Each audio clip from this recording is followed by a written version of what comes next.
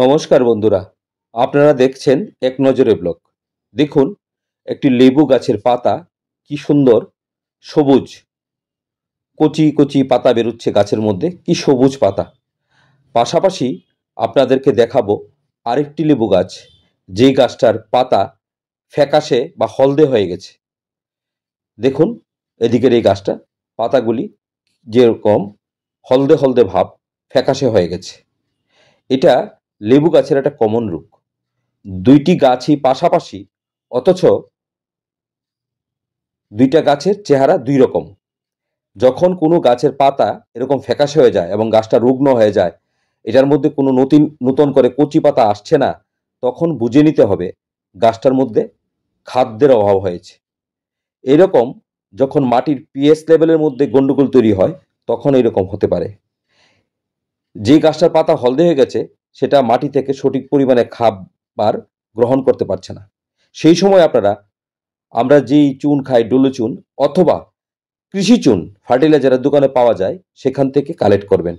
সেটাকে 5 গ্রাম 1 লিটার জলের সাথে 4-5 দিনের জন্য ভিজিয়ে রাখবেন। পরে 5-10 লিটার জলের সঙ্গে পাতলা করে মিশিয়ে মাসে অন্তত পক্ষে একবার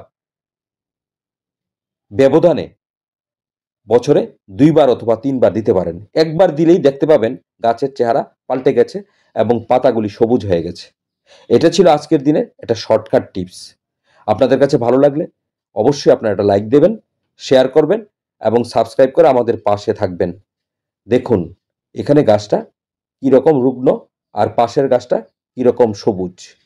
এই ছিল আজকের প্রতিবেদন।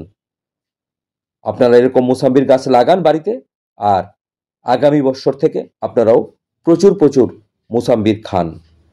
মুসাম্বির সারা পৃথিবীতেই একটি পুষ্টিকর এবং উপকারী ফল হিসাবে বা ফলের জুস হিসাবেও বিখ্যাত। সেটা শিশু থেকে বয়স্ক মানুষ সবাই খেতে পারে। এরম শুকনো ডাল থাকলে সেটাকে কেটে দেবেন কাটার দিয়ে। দেখুন এই গাছটা কি সবুজ, আর পাশের ওই গাছটা আপনাকে দেখালাম এখন কিরকম ফ্যাকাশে রুগ্ন ভাব, একদম ফ্যাকাশে রুগ্ন ভাব। ধন্যবাদ।